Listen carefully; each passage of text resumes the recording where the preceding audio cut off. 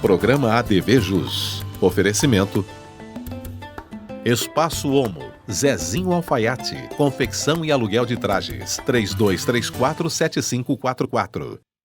Olá, meus amigos do ADV Jus. Novo ADV Jus no ar. Estamos chegando e já agradecendo a você por me acompanhar sempre aqui no ADV Jus TV, na TV ERP, canal 9 da NET, também nas redes sociais, no Face, no Instagram e no nosso site que é o advjus.net. Muito obrigado pela companhia de sempre. Você vai ver neste programa de hoje ADV especial com prática processual sucessões com o Dr. Sérgio Dias. Também Direito Urbanístico com o Dr. Roberto Guimarães.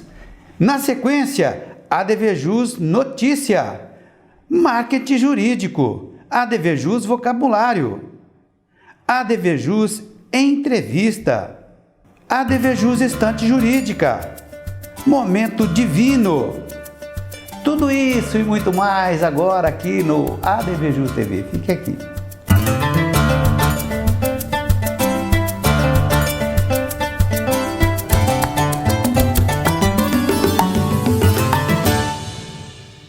Olá pessoal, conforme anunciado nessa edição do ADV Especial, dando continuidade às nossas breves noções sobre direito urbanístico, hoje vamos falar sobre o terceiro instrumento da política urbana, ou seja, o direito de superfície. Trata-se de um inédito direito.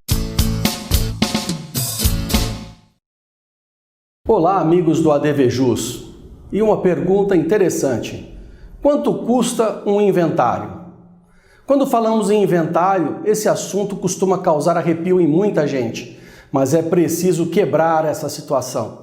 A morte é um fator certo para todos nós, não temos como fugir. E aí dentro disso vem o assunto: quanto custa um inventário? Depende. Depende da documentação, depende se você se preparou para uma sucessão hereditária, se nós temos essa sucessão, de que maneira ela foi planejada, a documentação se foi analisada, se você já consultou um advogado da sua confiança, ele analisou essa documentação, entendeu quais são os caminhos que existem. Nós hoje temos dois tipos de procedimentos para o inventário. Pode ser feito através de um cartório extrajudicial, onde a documentação é apresentada e lavrada a uma escritura e segue os seus trâmites regulares. Mas nós também temos o inventário tradicional feito através da via judicial.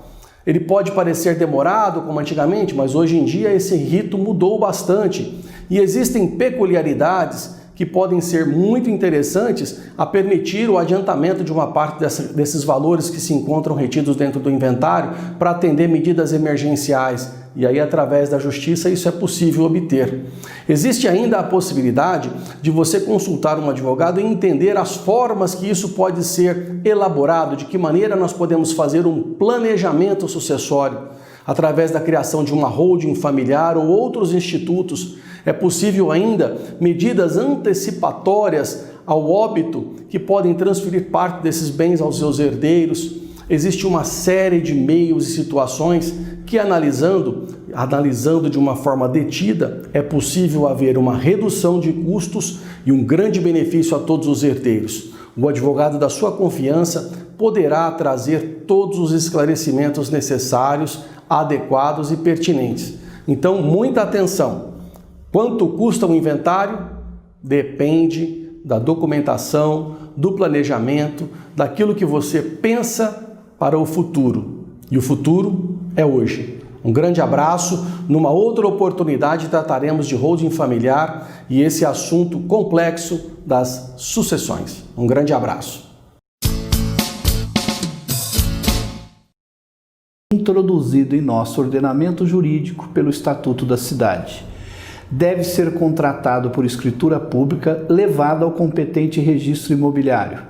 É instrumento que também fomenta a utilização do solo urbano e a promover a qualidade de vida nos grandes centros.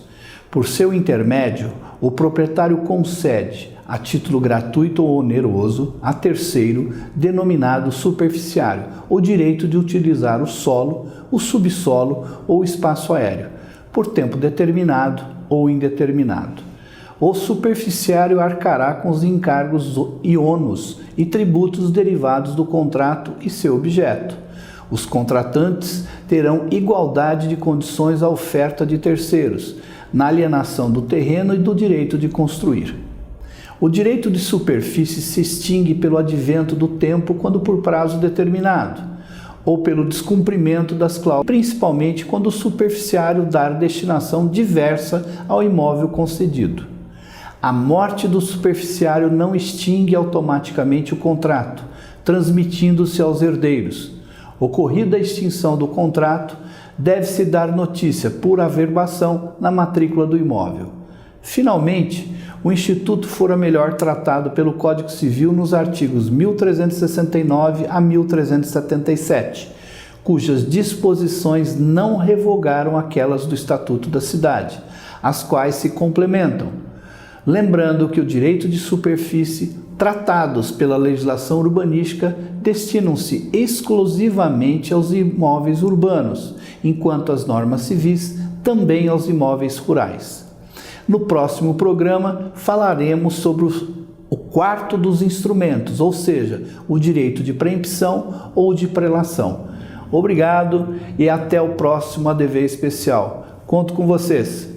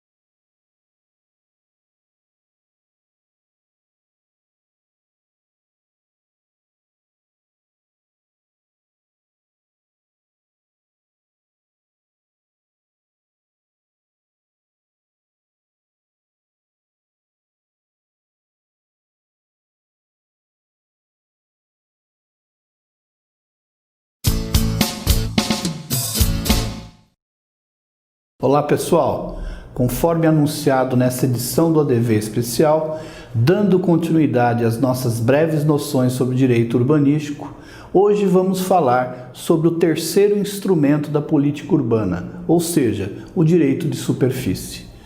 Trata-se de um inédito direito real de uso sobre coisa alheia, introduzido em nosso ordenamento jurídico pelo Estatuto da Cidade. Deve ser contratado por escritura pública, levado ao competente registro imobiliário. É instrumento que também fomenta a utilização do solo urbano e a promover a qualidade de vida nos grandes centros.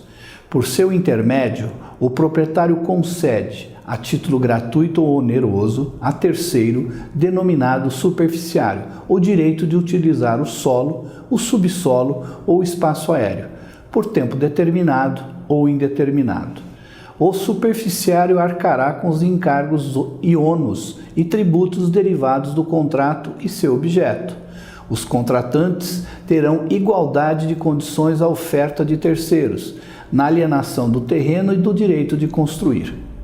O direito de superfície se extingue pelo advento do tempo quando por prazo determinado, ou pelo descumprimento das cláusulas contratuais, inclusive e principalmente quando o superficiário dar destinação diversa ao imóvel concedido. A morte do superficiário não extingue automaticamente o contrato, transmitindo-se aos herdeiros. Ocorrida a extinção do contrato, deve-se dar notícia por averbação na matrícula do imóvel. Finalmente, o Instituto fora melhor tratado pelo Código Civil nos artigos 1369 a 1377, cujas disposições não revogaram aquelas do Estatuto da Cidade, as quais se complementam. Lembrando que o direito de superfície, tratados pela legislação urbanística, destinam-se exclusivamente aos imóveis urbanos, enquanto as normas civis também aos imóveis rurais. No próximo programa falaremos sobre o quarto dos instrumentos, ou seja, o direito de preempção ou de prelação. Obrigado e até o próximo ADV especial. Conto com vocês. ADV especial. Conto com vocês.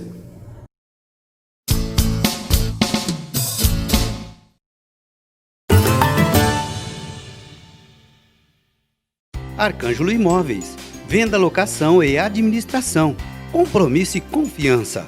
Arcângelo Imóveis. O que significa desafetação? Desafetação é a expressão utilizada no direito administrativo para denominar o ato pelo qual o Estado torna um bem público apropriável. Legal, voltamos então com o ADV Jus TV neste segundo bloco. Lembrou-se o que quer dizer desafetação? Olha, meus amigos, nesta semana nós fizemos uma interessante entrevista com o Dr. Rafael Barioni e com a doutora Marília Ostini Aiello. Ela, juntamente com o Dr. Rafael, em coautoria, participaram de um interessante painel.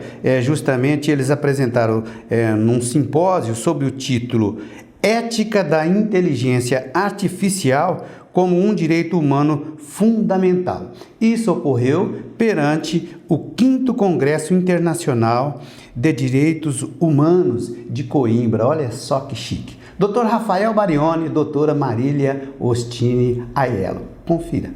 Eu quero começar inicialmente falando com a doutora Marília, parabenizando, né? Teve a coautoria do doutor Rafael. Muito obrigado de ter aceito o nosso convite de participar aqui do nosso portal, do nosso programa, doutor. Gostaria que a senhora falasse um pouquinho, inicialmente, aí, dessa empreitada. Foi muito bacana, parabéns. Doutor Marcos, sou eu que agradeço o convite, a oportunidade de estarmos aqui falando um pouco sobre o nosso trabalho. Foi uma grande honra, o trabalho ainda está em desenvolvimento, né? A gente tem até fim de novembro para entregar o artigo, mas foi uma grande oportunidade de discutirmos o tema inteligência artificial e ética, diante até de todo esse contexto que nós estamos vivendo. Muito obrigado mais uma vez de participar conosco. Que honra, então, você ser coautor desse projeto interessantíssimo. Obrigado, doutor Marco, doutora Marília. Eu que tenho que agradecer aí o convite de todos vocês, né? A ideia partiu da doutora Marília, que já participou desse evento o ano passado e infelizmente esse ano ele foi somente virtual, salvo engano, e foi um evento muito legal, né? Eu nunca tinha participado aí de um evento tão grandioso. Eu começo com a doutora Marília. Doutora, eu te pergunto um pouco mais em relação a tudo que foi exposto lá, né?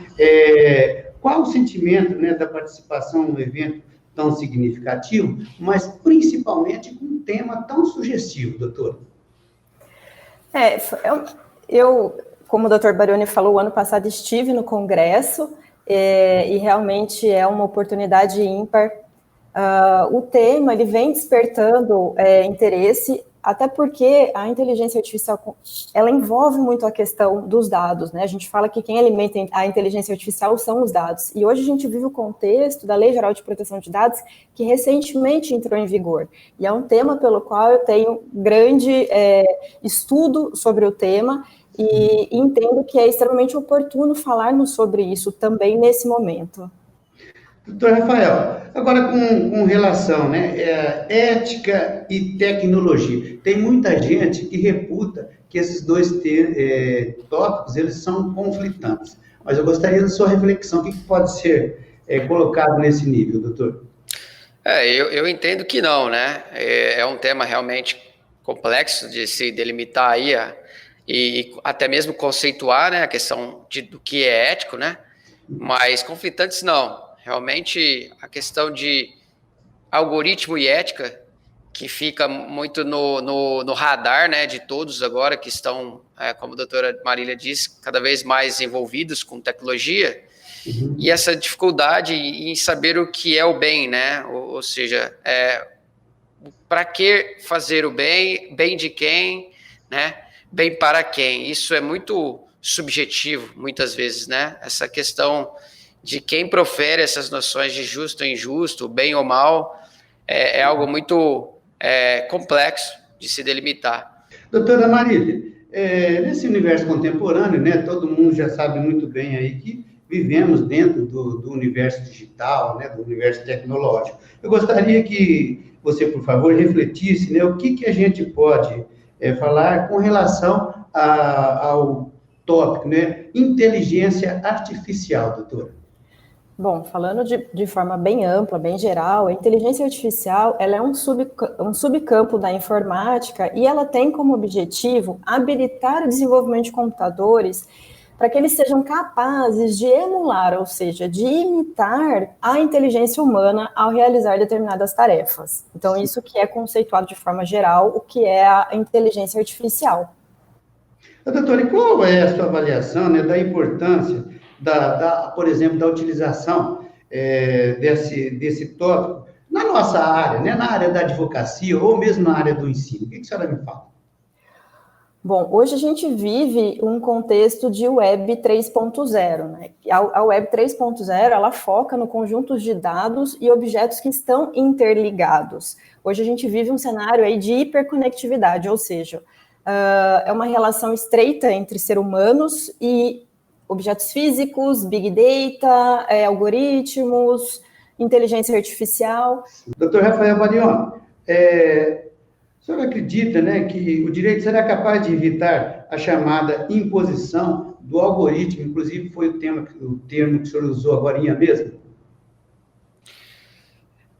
Sim, é bem complicado o direito acompanhar a tecnologia, porque a tecnologia ela caminha a passos largos, né? E a expressão que eles estão utilizando ultimamente é a ditadura do algoritmo, né? E que nada mais é do que o algoritmo escravizar o ser humano. E isso não pode acontecer, né? A tecnologia ela foi criada pelo ser humano para atuar em nome do ser humano, né? Então, lá atrás, né, o Peter Singer já tinha preocupações, né, com tecnologia e ética, os juízos de utilização. E então essa ditadura do algoritmo que ela tem que ser muito trabalhada e realmente delimitada. Mas o direito tem tudo ele é capaz de fazer com que alguns limites sejam, né, incluídos, né? A própria doutora Marília comentou a questão da Lei Geral de Proteção de Dados, uma lei recente aí, e aí a tecnologia, ela precisa, né, como é que eu explico?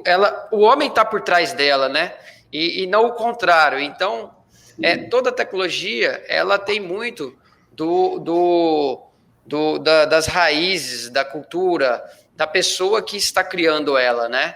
Então, o direito precisa tomar muito cuidado para evitar que pessoas e raças, enfim, e como a doutora Marília colocou esse exemplo, não sejam afetados, né? Talvez até uma solução seria algo muito parecido com ao direito natural, né? Mas o direito ele vai precisar estar culturalmente, ele é diferente em cada cultura, né? Então, é muito complicado colocar o direito natural em jogo aqui para limitar a tecnologia. E aí tem também o próprio Vaticano, né? Que foi um dos motivos da qual nós partimos, né? Para escrever o nosso artigo lá no Congresso. O Vaticano, agora em fevereiro de 2020, ele assinou uma carta sobre o bom algoritmo, né? E aí entra essa parte sobre como saber aí o que é um bom algoritmo, né? Sendo que o algoritmo ele vem de um ser humano, né? Então o direito tem que estar atento a tudo isso, né? Uma própria religião estar entrando nisso é algo muito... É um paradigma, né? Porque é uma mistura do tradicional com tecnologia, religião e ciência, algo que tipo água e vinho, né? Que nunca se misturou muito. Certo. E aí o direito ele tenta administrar tudo isso, né? Acho que é isso. É isso aí mesmo. Doutora Marília, agora, a senhora já falou um pouquinho, né, da Web 3.0, mas eu quero voltar nesse tópico, né? E te pergunto o seguinte: o que pode ser exposto sobre a correlação da Web 3.0 e a inteligência artificial, doutora? Sim, como eu disse há pouco, a gente vive um cenário de hiperconectividade e que, principalmente, diariamente é produzida uma quantidade gigantesca de dados. E esses dados, eles são inseridos na rede, né, na internet, não só por pessoas, mas também por máquinas, por coisas, né, que são dotadas de inteligência artificial. A gente pode dizer que, como eu disse há pouco também, né, que a inteligência artificial ela é alimentada pelos dados e que hoje a gente vive, sem dúvida, um momento da sociedade da informação, onde os nossos dados são monetizados e valem muito dinheiro, né? Há quem diga que os dados são o novo petróleo, em que pese há quem diga que o petróleo é fundável, enquanto que os dados não são, né? Então, a gente vive nesse contexto, principalmente em que a gente está diariamente, né, conectado por dispositivos. A gente tem até, eu deixo aqui até a indicação para quem ainda não viu, de 2 documentários da Netflix, que é o Privacidade Hackeada, que fala sobre o caso da Cambridge Analytica e o Facebook, né, em que o Face autorizou acesso a mais de 50 milhões de perfis, e o Dilema das Redes, que aí a gente vê realmente como que o algoritmo manipula as nossas redes, né? Então, é essa coligação que eu faço entre os dois, né? Nesse contexto de Web 3.0 e inteligência artificial.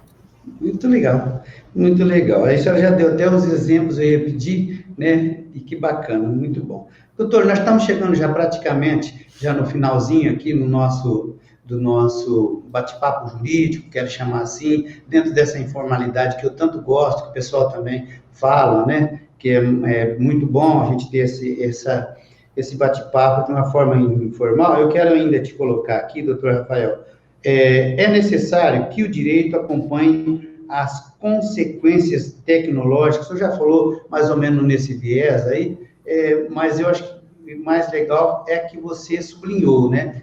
Me corrija se eu estou enganado. O importante é que tudo isso seja um aliado, né, da gente, né, do operador, de quem realmente necessita. Eu acho que é por aí, né, doutor? O senhor já falou, aquilo não pode ser imposto, e quem deve dominar, sim, é quem vai utilizar. É por aí, né, doutor?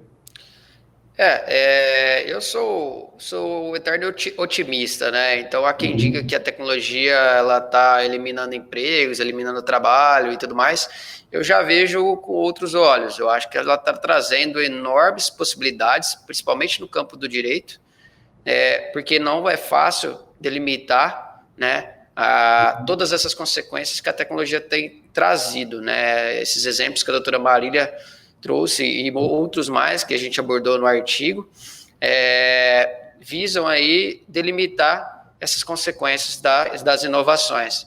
E aí o direito precisa evitar os abusos, evitar discriminações, evitar intolerâncias, né? Evitar valorações extremadas. A gente já viu vários problemas pelo mundo aí com essas extremidades, né? O direito precisa trazer aí a questão até do Aristóteles, né? A ponderação, a prudência, enfim, trazer uma felicidade coletiva, né? Lógico, na medida do possível. Parcimônia é sempre importante, né, doutor? Doutora Marília, por favor, eu gostaria, para a gente já praticamente finalizar, né? No universo tecnológico, o que se pode, né? O que pode se usar para evitar abuso e discriminações? Eu acho que a parcimônia é uma das chaves, né? Sim, sem dúvida. A gente brinca, até a gente falou isso durante a nossa apresentação, que, na verdade, por trás da tecnologia está o ser humano. Então, eu acho que a grande questão é essa, né? Quem produz, quem desenvolve aquele algoritmo. Mas eu acho que, de qualquer forma, o direito tem que estar ali. Eu sei que é sempre muito difícil o direito estar lado a lado. Normalmente, infelizmente, ele sempre está um passo atrás. Mas eu acho que deve existir aí uma proteção, a condição fundamental de liberdade, dignidade, e todos os direitos fundamentais devem ser preservados do cidadão. Acho que a gente já tem aí alguns exemplos bons de legislação. Finalmente, nós temos a nossa Lei Geral de Proteção de Dados em vigor, né? A nossa autoridade aí está caminhando, e eu entendo que é isso. É isso mesmo. Doutor Rafael, muito obrigado de ter aceito o meu convite, de participar aqui com a gente dessa oportunidade que a gente abriu aqui, justamente por um assunto tão relevante, tão importante, ok? Muito obrigado. Eu que agradeço vocês, agradeço a doutora Marília, toda a estrutura aí da ADVJus. Tá certo. Doutora, foi um prazer te conhecer, fiquei muito contente, muito feliz de você ter aceito o meu convite, de ter participado aqui, espero que a gente tenha novas oportunidades para recebê-la aqui em nosso portal, em nosso ADVJus TV. Muito obrigado. Muito obrigada, o prazer foi todo meu em conhecê-lo. Agradeço aqui publicamente ao Dr. Barioni pela coautoria, obrigada. E agradeço ao senhor, Dr. Marco, muito obrigada pela oportunidade, estou à disposição. Legal, chegou aquela hora de abrir um sorriso. Momento divino, aqui no ADVJus. Na sequência, o encerramento do nosso programa de hoje.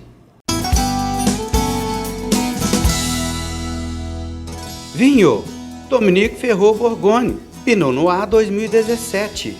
Vinho tinto de cor clara.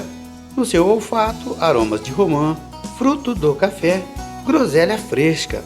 O seu paladar é leve com sabor de groselha, ervas finas, ervas aromáticas. A uva você já sabe, Pinot Noir. Ele é produzido por Jean-Jacques Dominique, região da Borgonha, na França. Sua harmonização excelente com carnes brancas, grelhados, peixes com molhos cremosos. Uma delícia! Aproveitem! Tchim, tchim! Legal, finalzinho de mais um ADVJus. Como sempre, faço questão de te agradecer novamente por me acompanhar sempre aqui, ok? Muito obrigado da companhia. ADVJus, estou ligado, ADV especial. Venha fazer parte você também, venha conhecer este significativo projeto. Fico por aqui, prometo voltar breve com um programa inédito. Forte abraço, até o próximo.